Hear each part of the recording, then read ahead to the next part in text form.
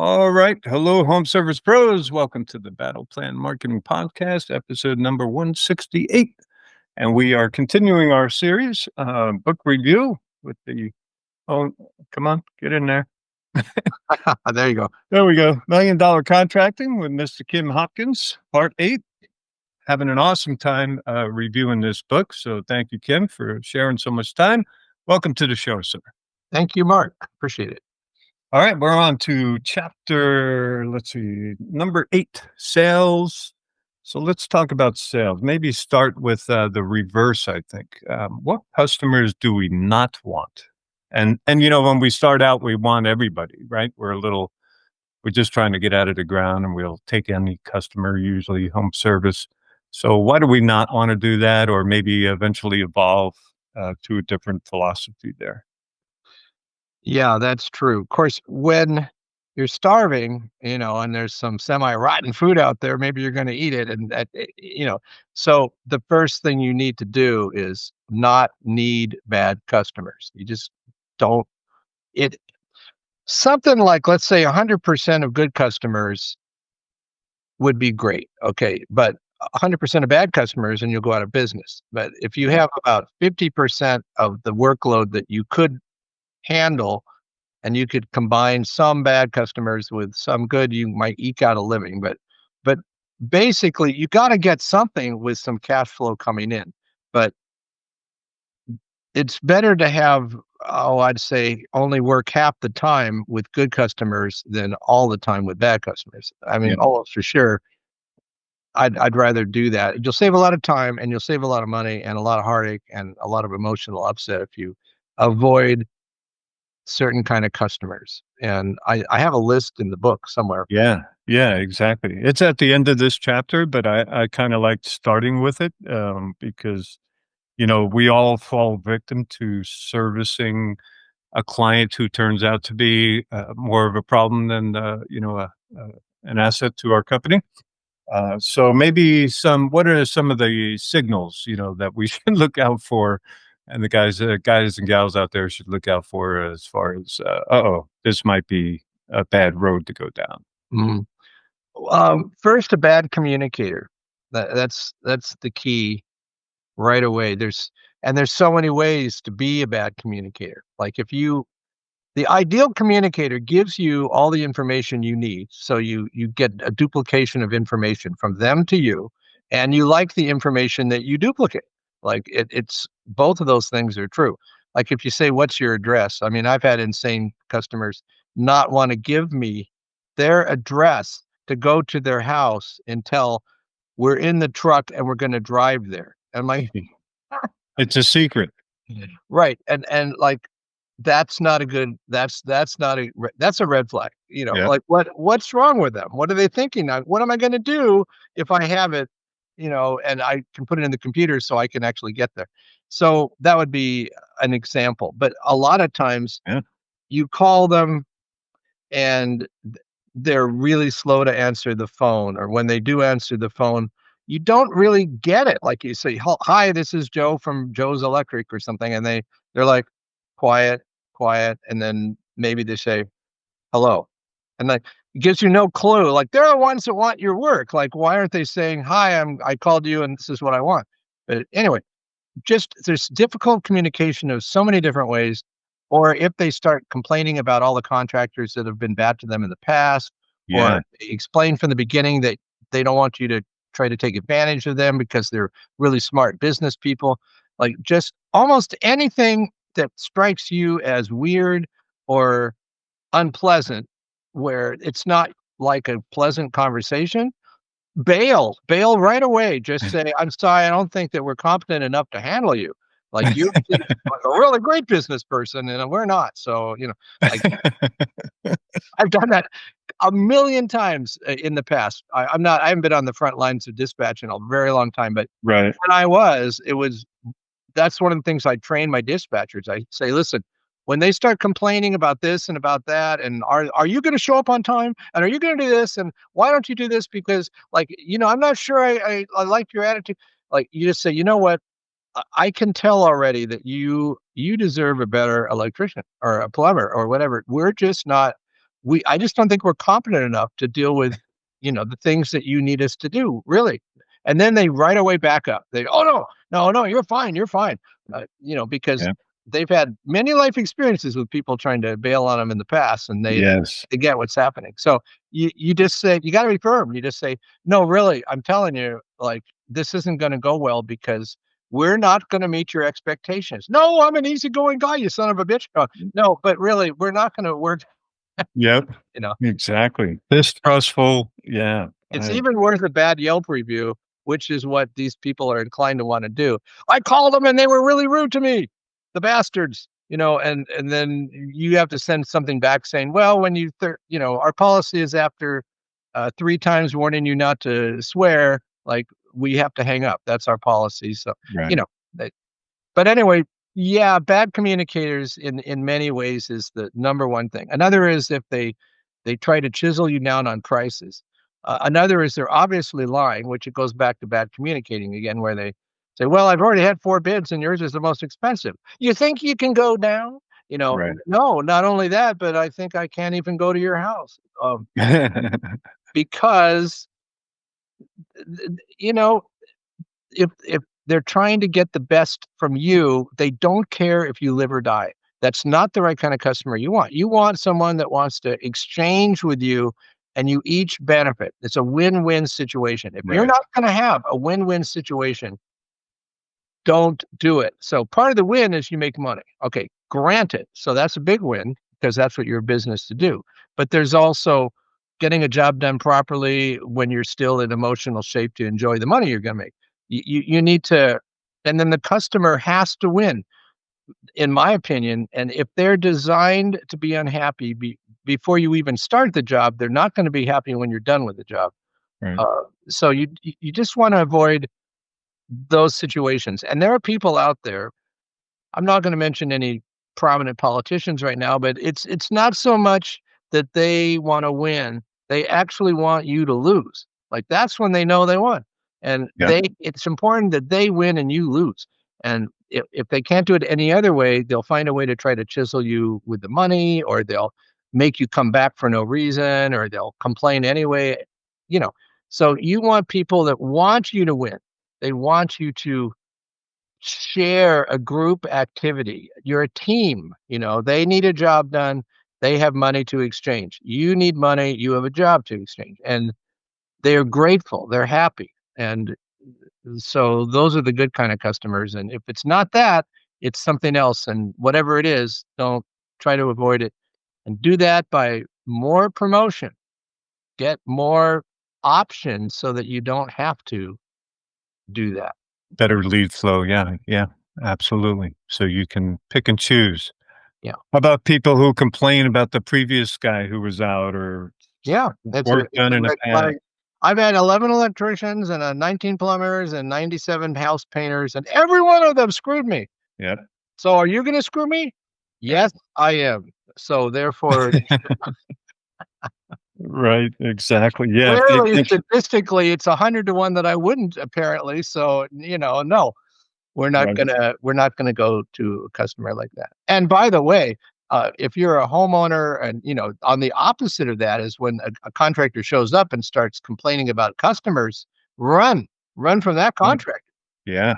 Same story, just, Same story. you know, why Yeah. every customer's bad. Every customer wouldn't pay them everything they were supposed to. There's reasons, my friend. There's Exactly. reasons. I like it. I like it. Okay, you touched on a couple things in there, and there's a couple things in the chapter here I really like. So, let's see, where we come out of the gate. Let's talk about flat rate pricing versus time and materials kind of thing. Like, if you're a customer, which is more appealing to you, right? Mhm. Oh, you want me to talk about that? Yeah, fire away. Like, what's your experience in the field? I'm not a service company. Well, I'm not a home service company. So, what are you finding in the field? Time and materials versus flat rate, fixed pricing kind of thing. Okay, well, fixed price flat rate pricing implies you've got a book, and then you read from the book, and it says, "Okay, I've gotta, put Freon in your, air HVAC unit, so that's $78.15, whatever it is. That's flat rate pricing from the way I look at it. Okay. Right, right, right. But I'll just do it from electrical terms since I'm pretty familiar with that. So we always try not necessarily flat rate pricing. We do have unit prices. Like if we're going to change out a dimmer, it costs X amount. If we're going to replace, a light fixture, it's X amount. But these are very small projects. But there is a price involved. There's an exact price. So if there's 14, like if let's say we're going to change out every receptacle and switch in the house for some reason, we'll say, well, each one is X amount of dollars, $72. And then for the switches and 81 for the receptacles, unless they're GFI, then they're 112, whatever it is, we literally have a book filled with all that. And so it's really critical as a contractor that you have that book, because if you want to work for management companies or repeat customers, what you don't want is yourself or one of your electricians to go out and say, okay, it's $72. And the next guy comes out and says, that's $84. Yep. But you just went out there yesterday. Like, Right, what the hell? right. Okay, you don't want that. Okay. But basically what you want to do, what we do is I have dispatchers that have that book. And so when somebody calls and says, what do you charge for blah, blah, blah? Perfect. We say, well, the book says this, and that's probably what it's going to be unless there's something else going on. Like Right. that would be a, a merge of that for us would be like an EV car charger where we'll say, okay, it's 275 for the visit and to hook it up. But it also per foot, it's going to cost, $17 per foot, depending on how many feet you are. We don't know that from here. And then the circuit breaker, it's going to cost what brand do you have? Okay, well then it's going to cost $72 for that breaker as well. So you add those three together, that's what it's going to cost. How many feet do you think it is? And they say, oh, it's like, 15 feet. Then we say, okay, great. Let's add 10 feet because just to play it safe. So now we have 25. If it's less than that, it's by the foot. So, we just subtract Right. 17 per foot. So we get out there and it's 97 feet. So, Happens a lot, I think. okay, like, you know what? It went from $312 to, Right. 711. Well, why? Because remember the part about 17 a foot? And you said it was 15 and we said 25? Well, it's 91. Okay, so guess what? We have to charge 91. And they always say yes. They complain a little bit, but they Right. were like somehow they hope that in their magical universe, if they just think it's 15 feet, it'll be 15 feet. I don't know.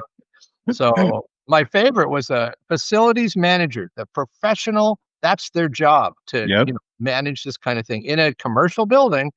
And I asked, how far is the distance? And she said, it's about 20 feet. She goes, I'm not that great at distance, but maybe like 20 feet. And I say, well, if you stretch your arms out, that's about like 5 feet, let's just say for you. Right. How many times can you do that? Well, she goes, oh, a couple of times. Okay, well, then that would be 10 feet, but we'll call it 20. We get out there, it's 100 and like 75. Yeah. But anyway, so what we want to do is give a flat price, even if it's based on unit prices. It's not like a flat rate book pricing so much as unit prices for what's in the book. And then we base it on that. And then we give them an exact price Right. and we never change it. Like once we've been out and looked at the job, we, like whatever it turned out to be for that EV car charger, that's what it's going to be. It's on us now. We were there. We looked at it. We saw it. Up until we saw it, it's kind of on them. But once we see it, Right. and so here's the advantage of giving exact pricing on each job. And it isn't every job, and I'll say why in a minute. But the advantage is the customers can relax. If they've agreed to the price, 511, wow. Oh, well, all right, go for it. Right. Okay. So now it's $511. Now we can take an hour, we can take 5 hours. Well, Right. we don't want to take half an hour, but I'm just saying, Right. and we don't obviously because it would take more time, but they don't have to worry about being there all day. Like, and if you are there longer than they thought, they think they got a good deal. So Right. it's no negative unless it's getting to be, midnight and their kids want to go to sleep. So, there is that. Okay. Now the giving an exact bid is absolutely the way to go. Having the logic of how you get that bid, like we charge $89 to for, a service call to arrive there, and then we might charge another like $80 for the next half an hour to come up with an exact price. But then we're going to give if it's more than if that's all it is, we're done. Okay, it's service call. But if it's more, we're going to give a price. Within an hour, we better have an idea of what it's going to cost, and then we give them the exact price if that's what they're looking for. And so maybe it's $89 plus we bid it at 525, and they can say yes or no. But for whatever reason, maybe it's because I've been around a lot, we got a lot of refer and repeat. It's it's a unicorn event if we don't do the job. It's not like half the time we don't get it. We get it every time. Right. I can't even know when we haven't gotten one like that for a very long time, unless it's a psycho customer, and at that point, better to just walk away. And then they start arguing about the service call that they already agreed to pay. Right. It can get that's when it proves that they're the wrong kind of customer. Now, Right. there's one other option where they say, "Yeah, I've got like every time I, plug in this lamp, like the circuit breaker trips." I say, "Well, maybe it's your bad lamp." "No, it's not because I plug it in some other place and it works great." So now we got to trace this wire, and we really don't know how long it's going to be. So Right. then we say, "Look, this is what it is per half an hour. We're trying to save you money, so we don't do it by the hour. So up to the first half hour, it's this, and then it goes to the next half hour." And we do it like that. And that does come up, but often it's generally with the management company that we have relationships with. And so Right. the key is if you get repeat business from the same people, which you should really try to do, I would highly recommend management companies as a source of a good Yeah. promotional source. But if you can do it, you see, they start to trust you, especially if your prices don't bounce around like crazy and it's Right. always the same unit price, whether it's reconditioning something or it's painting a wall or whatever it is that you guys do, cleaning a pool once a week. Keep the prices identical from the last time until inflation comes along and makes it go up. I So like it. I like it. So there's a couple things to unpack there. So, let's see. So if somebody's just starting out, how do they get to that price book? And probably super vital, right? So making sure they're covering all their costs and stuff to roll out a truck, right? So when you were starting out, if you can remember, Kim, at first, how are you are probably doing like a time and materials or giving a general estimate, but you get more accurate over time. So how are you developing that price book for guys out there who don't have one right now? funny you should ask. I happen to have one for sale. No, I actually don't. What a setup, though. God, don't you just hate Right? those pretend conversations and then it's, trying to upsell to something? Guys out there, I have nothing to sell you. I give away the freaking book if you Right? get an Amazon, whatever it is, Kindle Unlimited.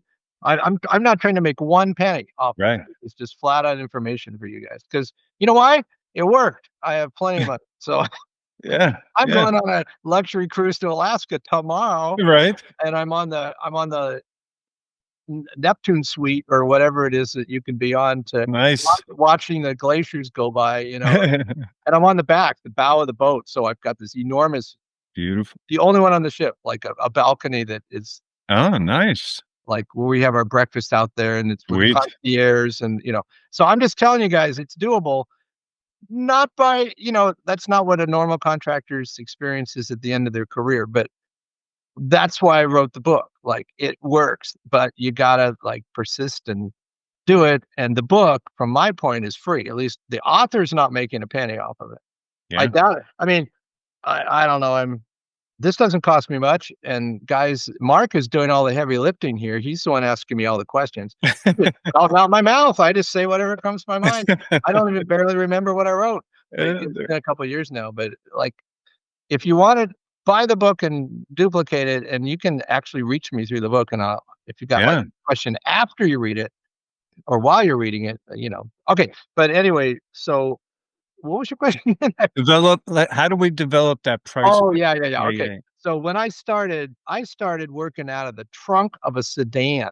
That's how I started in a Wow. one-bedroom apartment. And my office was the top of my dresser drawer. There was a telephone sitting on top of an answering machine, and I had one of those little cardboard accordion file things, Yeah. And if I was lucky, I could somebody someday would be in Apple Street, and I'd have an A. Didn't have an A for a long time. I mean, that lasted me for at least a year or 2, like, really, I Wow. was not a heavy big player, and so the Sure. way I did it, I just went out to a job and I'd look at it and I'd say what it would cost.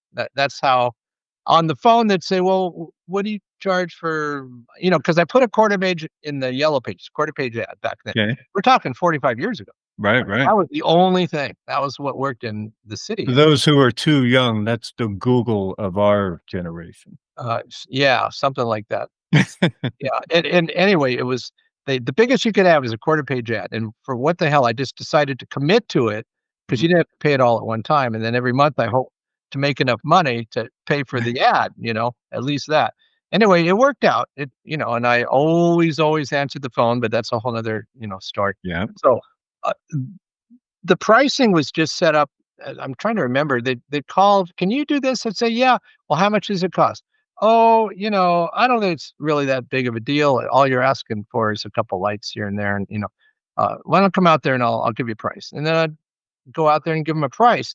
I didn't have a book, and I didn't necessarily write down, "Okay, this is how much I charge for this," and obviously inflation is back then it was like 4 times less than it is now for anything. Like Right. I remember a 200 amp panel was $800.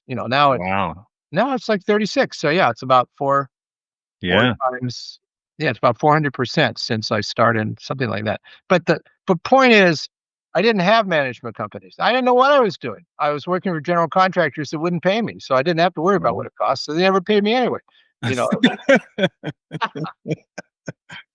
Was that low at new construction then a lot in the early I days or I didn't know any better, so I would do anything. Yeah, sure. I would do new construction, very little of it though. And the main reason, this should be hopeful to everyone. You guys that can do new construction, good for you. Like, it implies you're fast and cheap. Now Right. the cheap part, Production. not so great, but the fast part implies good eye-hand coordination and hardworking. I couldn't do it. Like, I'm a terrible tradesman, really. I'm, I got out of the field. I started hiring helpers and then a journeyman and then journeyman and helper because I was just better at talking to people than I was at hammering and Yeah. sawing. And I got the theory, and forever people would call me about the code and stuff like that. But from the field. But the Right. reality is, I was not great with my hands. And so if that gives anyone any hope, uh, Yeah. like, there's a guy out there that runs my field now, field superintendent, who he is good with his hands. And Right. we've got, I don't know how many trucks now, but he gets them all every day, does what he has to do and everything. And I do the office stuff. And that's like, it's really different skill sets. Right. But all I know is when I started, I had to do it, and I did it, but I just winged it. I just would, whatever that happened that day, that's what I charged. So, but then eventually, when I started having other electricians, I for sure had to tell them what to charge. Right. And let me tell you, it's easy to collect money when you work for yourself. Like, I mean, relatively, you go to somebody's house and you install 2 panel fans or something, then you look at them in the eye and you say, "Hey, okay, that'll be $150 or whatever you're going to charge." And their hand reaches out and the check comes out and they write the check or whatever they do these days. So that's fine. Okay, but now when you hire a guy like a journeyman to collect the same money, then that same person that was writing the check says, "Oh yeah, listen, can I just send you a check?" "Oh yeah, sure, man, that's okay." Yeah, no, it's not okay. Like, and so it took. Then I had to, like, get really severe about, this is what we're charging per hour. This is what we're charging per I see. unit. And after a year or two, you ought to know the basics of what you're doing and what those units should cost. That's pretty good. I like that. So it's an evolution. You're out there yourself, you know what it's costing, basically, you're billing accordingly. It's when you start adding technicians out there, CSRs, um, is where you gotta dial in your costs and get them to, charge the right price and collect the money right away. Yeah, I mean, I'm not saying that you shouldn't have the price book from day one. It's just that you don't. You Yeah, know, it's not gonna happen. it's not your biggest problem when you're Right. first starting a business. It Yeah. becomes a big problem as time goes on, so Yep. that when it becomes the biggest issue, like the way I managed my entire thing for 45 years is what's the biggest outgoing? What's the biggest thing I need to handle at this time? And there's some my out points now were such plus points. I would have dreamed to have, like an out point is like you don't have a very good bank manager who's not catering to your every whim. That's an out point to me now. Like when I started, it would be an amazing dream. Oh, you mean there's people in the bank that actually, are you service you, like they pay attention to you, So You it can pay become attention to me? Yeah. wow, and for the right reasons. They don't pay attention because you overdraft, they Yeah, now it's the opposite, yeah. They wanna lend you money. yeah, and you don't need it. That's the outrageous thing, guys. Whenever somebody wants to lend you the money, you'll know you made it because you won't need it. Yep, exactly, exactly. Alright, I like that evolution, so it's not until we really need it is then we're gonna develop it, just like pretty much everything else in life, right? Yeah, But you do it's not the biggest issue, but right, it becomes it when you start having more and more employees, you gotta get standardized. right. Must becomes especially when you're dealing with repeat customers all the time, management companies. Yep, You've got to be legitimate. You can't just go back and forth because yeah, they'll think you're trying to take advantage of them, yeah, or that you're just or totally you're an idiot, yeah, one or you're an idiot, you're disorganized, so yeah, right, or if 100%, yeah. if management companies think you're disorganized, that's a strike 1 for sure. Yeah, that's the end of it. And we have, or you have throughout the book, suggesting, rightfully so, go after referral partners. These are your long-term, uh, you know, ideal customers who are sending you business all the time. So, they are definitely going to judge you by, having irregular pricing all over the board. Yeah, and of course, you don't get your prices to creep up just because they keep accepting your pricing. You Right. gotta keep it the same. We've got a lot of management companies. It's hard to get them. Like a good management company that Yep. pays the bills right away, that gives you the right information from the beginning, that tells you what unit number, everything correctly. Right. Those are really great to have because they don't own one building. They don't manage one building. They manage 50 buildings or 20 Right. buildings or 10 buildings, and it can get to the point where it's like several a week from this one management company. Now multiply that by 10 management companies. That keeps a crew busy full time Yeah. forever, you Yeah. know. So that Awesome. you wanna do that. Well, how do you keep them? Ask yourself, how did you get them?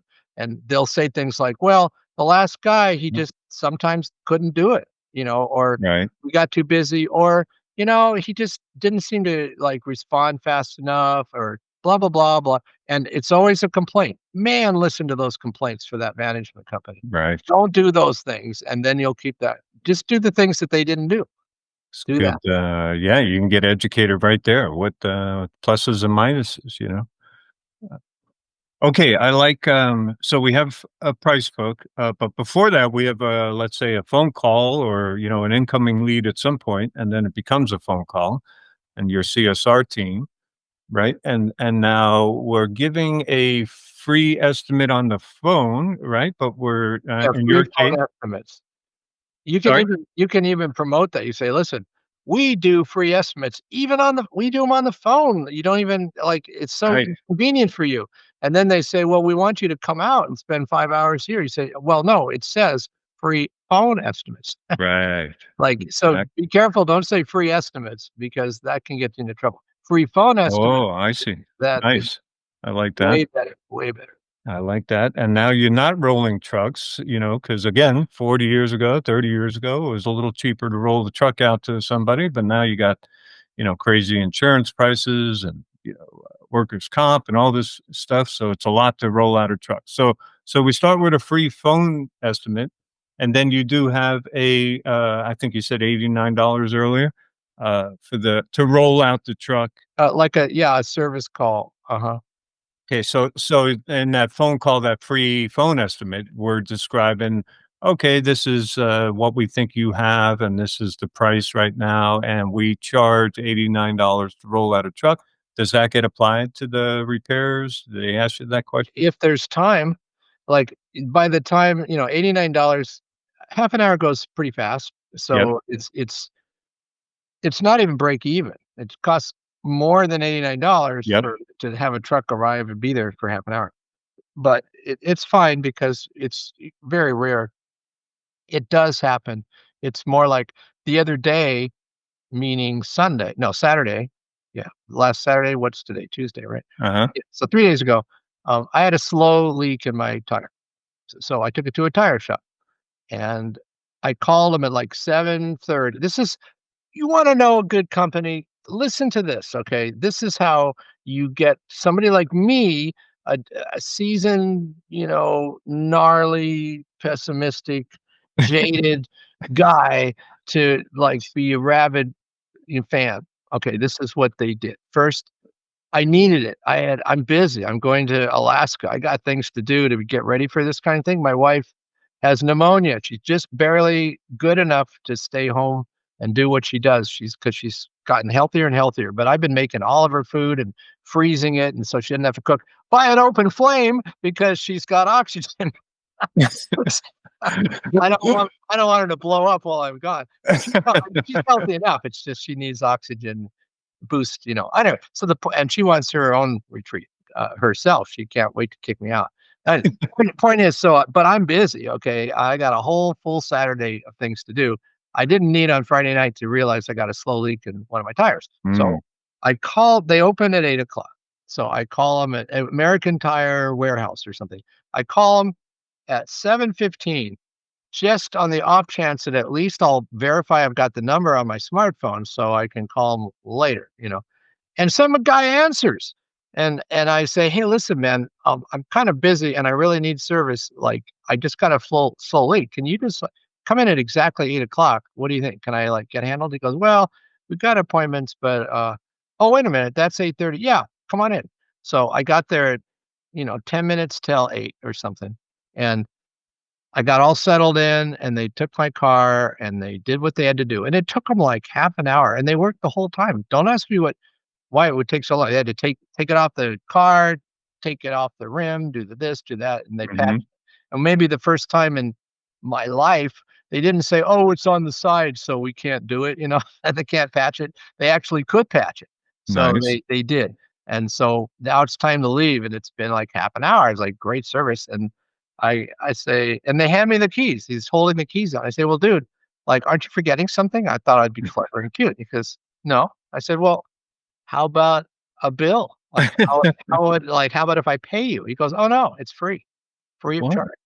Like, "Yeah, we do patching for free." I'm like, "Really? Really?"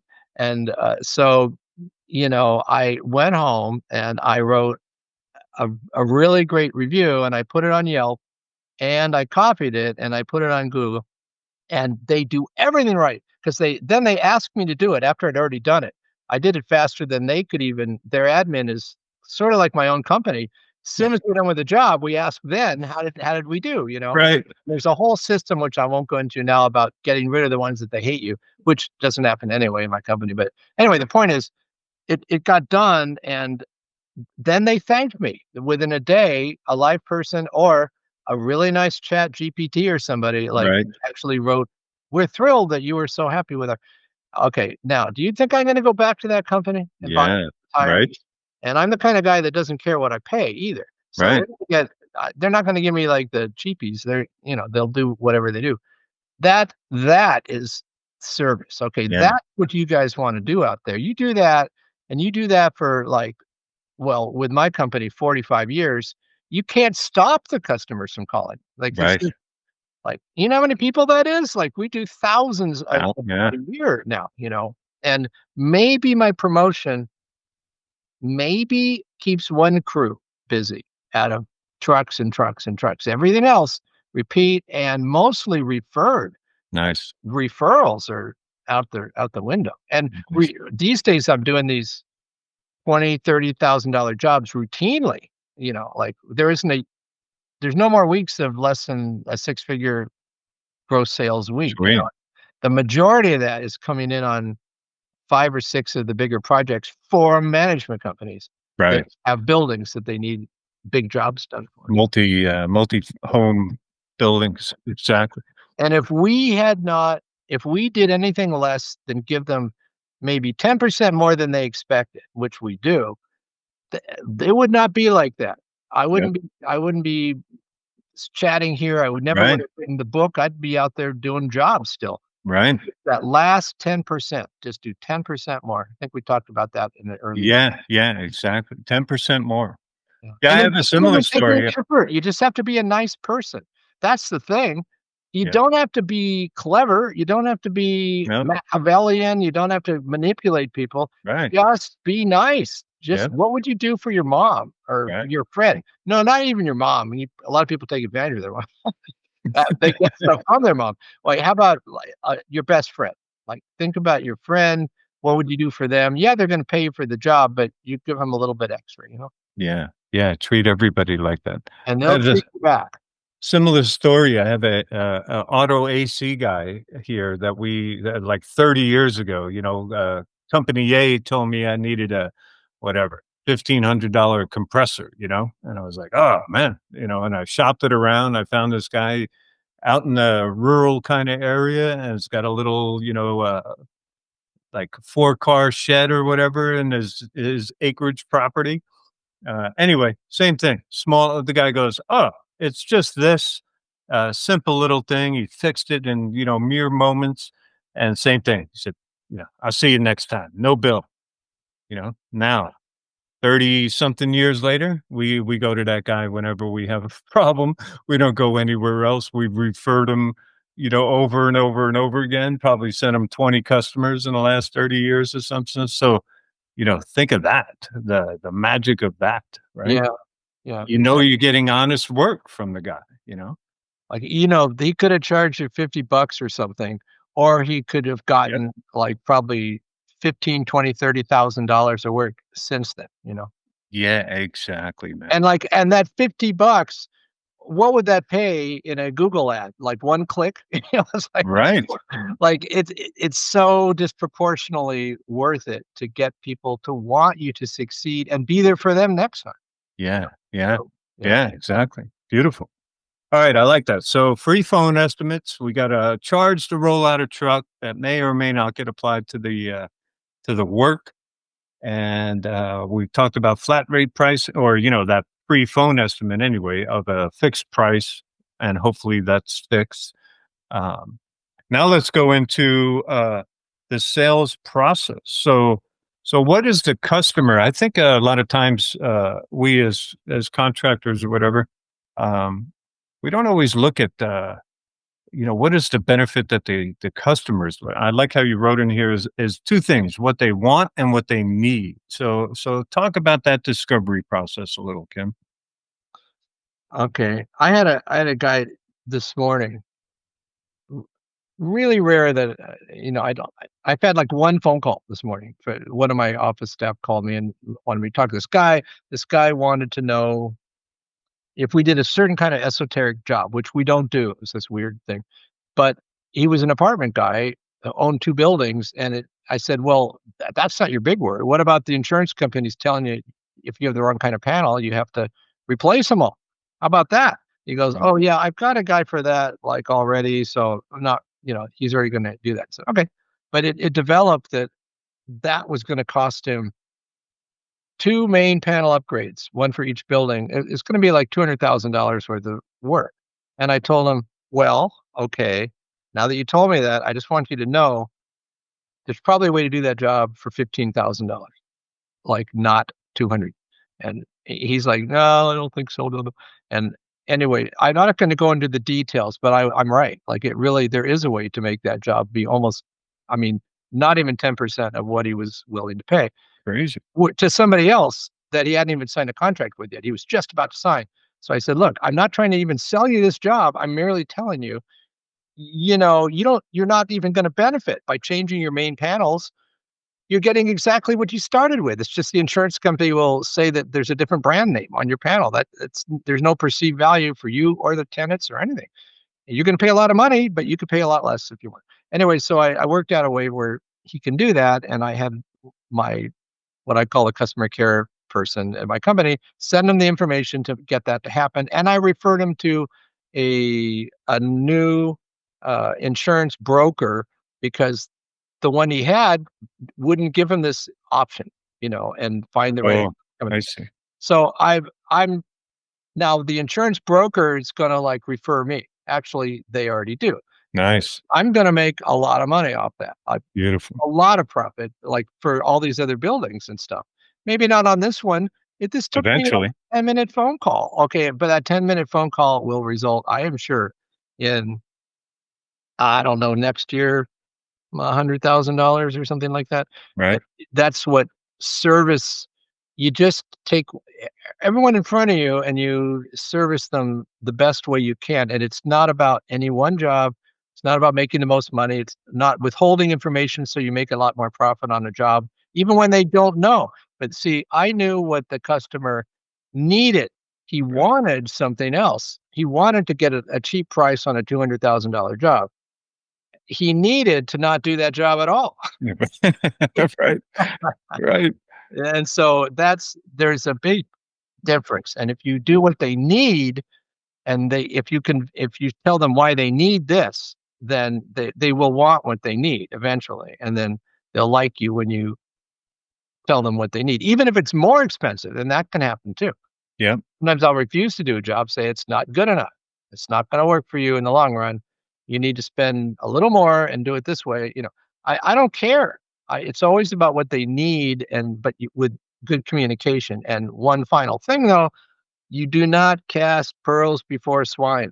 Like you need to, in fact, be identifying the quality customers before you knock yourself out to help them survive really well. Because the non-surviving people that are couldn't wait to chisel you out of dollars or something, they're just not worth it. Right. It's not like they have their own little universe. Let them, create their own future. You just don't want to be anything connected with them. But the quality people, they have quality friends, and they're going to refer those quality Right. friends. And then you end up being able to talk on a podcast and sit here and bullshit around and make money while I'm talking. I am talking, and I am making money, and I don't know how much today, but I'm going to work to get it. Yeah. I'll be making money from the deck of, on a ship in Alaska. I like that. I got 30 people knocking themselves out earning income right now. Yeah, exactly. And And let me tell they're you. making great money, by the way. I don't have any retention issues. Right, They're right, right, not. Like, we made a lot of profit. I do profit sharing. Like, right. this quarter, every one of them, there's like 8 people in the office. Everyone is gonna get over $7,000 for 13 weeks. Oh, I guess if it was 14, they'd make 500 a week bonus. This is Bonus. on top of what they make, which is already above, you know, Above, the above. average person. Like, we got people, imagine this, we're contractors, and I've got several people in my office that make six-figure incomes. Yeah, And then they get a bonus, let's see, at least 20,000 a year extra, and they get, like, crazy amounts of time off and how can I do that? Because I'm a partner guy. Like, it's just like the customers, I'm also partners with the employees. yeah, Be nice, love people, let them flourish, and don't take 100. all the money for yourself. It's all it's a lie. It's a lie to think you gotta take it all because there's such a scarcity. Even if Yeah, there was a scarcity, it's better to share, and it yeah, comes back, 100. you know? So, Well, it takes that whole team, yeah, it takes a whole team to deliver to the customer and, make money for the company. So if you gotta take care of the whole team. You're not in one way, you are the dictator of the company, but in another, you're not doing all those jobs, and without all those people, you don't have a company.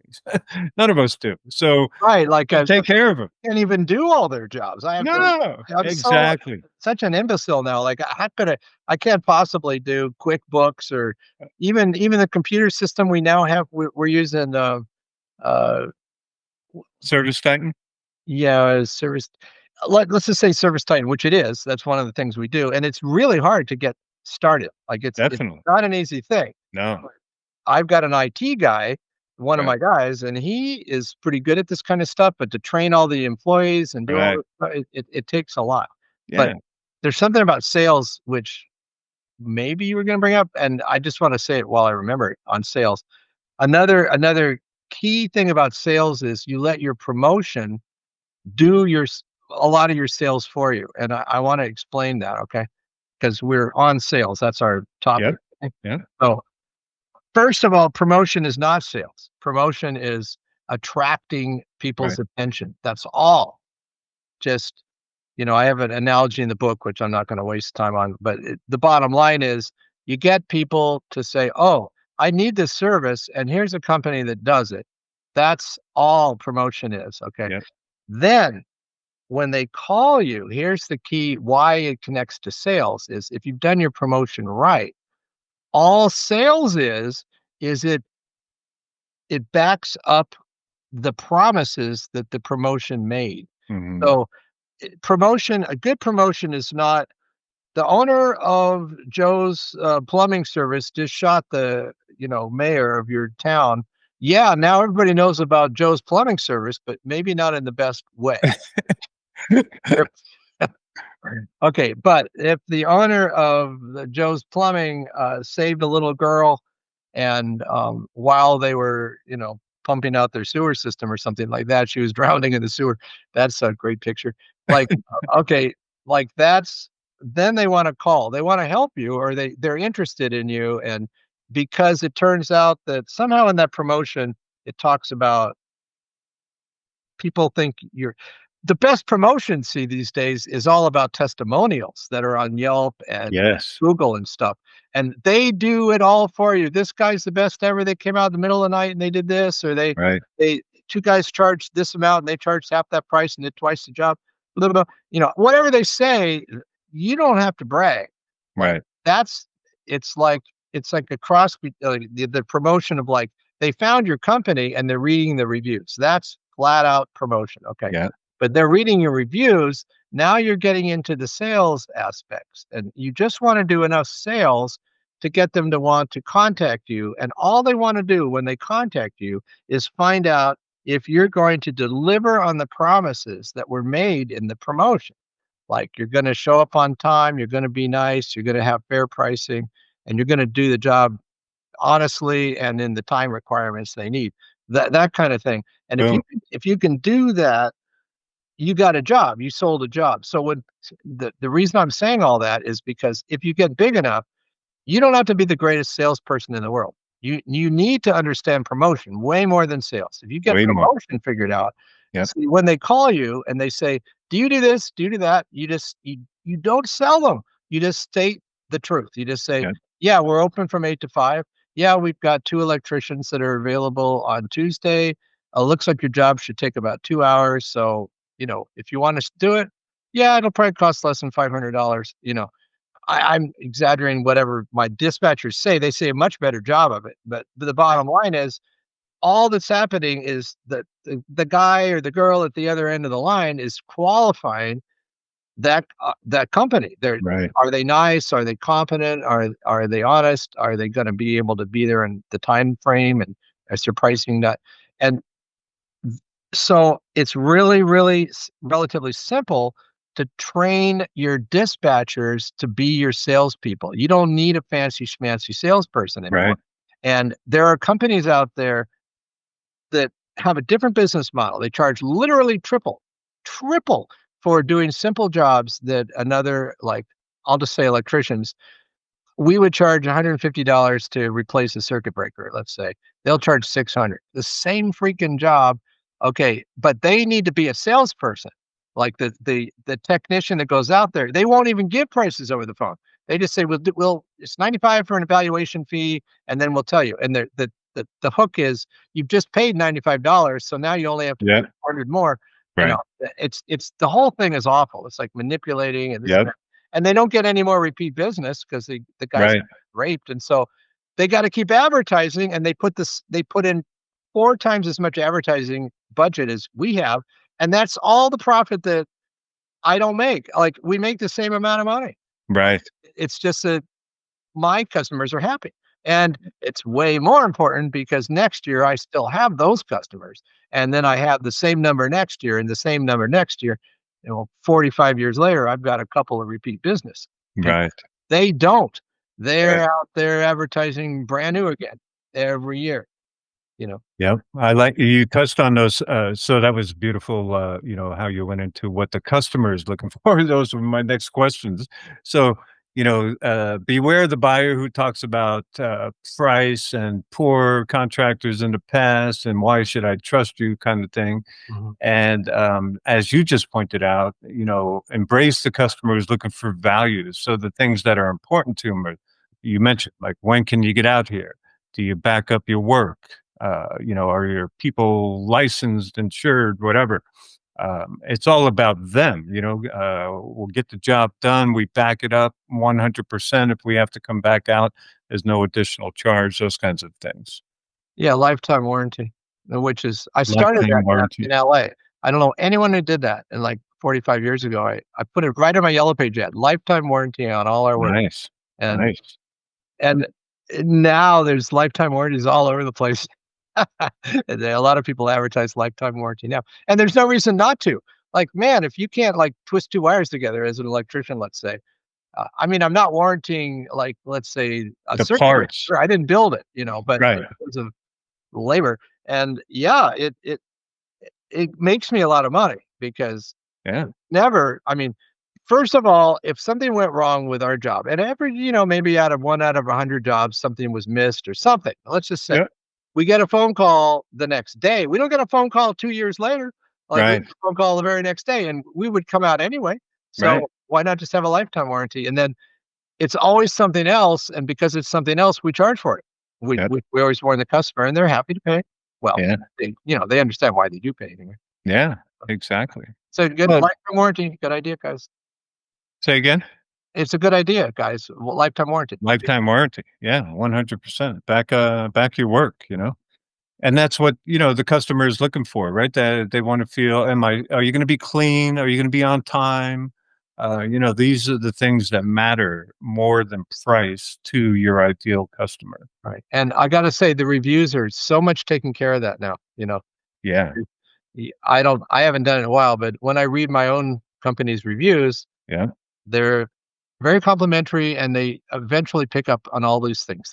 They clean up, they showed up on time, they did this right, they did that right, Yeah. and it but the customers, ultimately, their key issues are you honest? Are you confident? Are what's your time frame? And based on those 3 things, is the price a good value? Right. Right. Considering those 3 things. Yeah. The price is the fourth thing. I agree. Yeah. For your ideal customer. Right, if the price is number 1, Yeah. your customer is not number 1 for you. Right. Exactly. Exactly.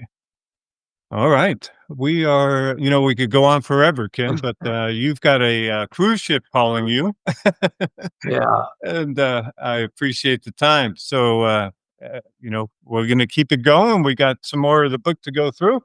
Again, available on all the book platforms, and there'll be a link down below in the description, so you can go right to Amazon. How do people reach you, Ken, if they want to? um, probably I have something in the book, but if you go to I have a website called Million Dollar Contracting, There you and go. all it is featuring the book, but, there's contact information. I'm sure you can figure it out. Like, you look in the book, and there'll be something in there about my company. The Electric Connection is my And company. if somebody's in LA and wants to hire you for work, electricconnection.com still? Yeah, Yep, that'll work. yep. All right. Hey, It's fine either way, guys, but I do contracting can be very lucrative and very rewarding, but to the right people. You'll get the business you deserve. So, yeah, be interesting. deserving of a good company. There you go. I like it. Put out the work and be a good human, as they say. Yeah, and then it's quasi competent. Like, mostly I wasn't competent, but I was persistent in providing a good product, whether I had to come back more than once. Well, not that, but I would underbid jobs routinely, when I In the started, beginning, sure. like, by 300%. Like, oh, that couldn't possibly take more than 4 hours. And like a day and a half later, oh my God, I'm done finally. But I never charged more than I said I would, Yep, and then because you own your mistakes, right, to adopt a policy, if you really figure out the why of that error, you won't do that again. Like, right, the right when a guy breaks into your house because you left the door unlocked, you can complain about burglars, or you can, like, think maybe you should lock your door. Like, exactly. you gotta find the right the way that opens the door to handling of the problem for next time. Beautiful. So, yeah, that's if you do that enough, you become me, this guy that's pretty incompetent, average intelligence, but I did those things, and I was persistent in providing good value. Yeah, to the customer and your employees, your Oh, for sure, yeah, team. Yeah, it's and all it about and I recommend to your families, don't even right? Don't your leave. your repeat business and your management companies that you do work for, you don't take advantage of them. Hey, guess what? Don't take advantage of your spouse either, or your Right. children. Yeah, Like, don't ever do that. yeah. Just be an all-around good human, and, things will flow your way. Life will still, throw a, challenge your way here and there, but, it's all how you, treat, your fellow humans. I think so. Probably we're having this conversation because we recognize that. It's Yeah. I'm not even sure how we got together, frankly. I think you I don't sum it up. remember either, quite honestly. Yeah, so Yeah. Well, I'm glad we did bump into each other, and, every week I learn I'm a sponge, I'm soaking it up. So, thank you, Kim. Thanks to the listeners out there. I hope you got, I'm sure you got something out of there, hopefully, and, create a great day, peoples, adios, guys. See you next time. right?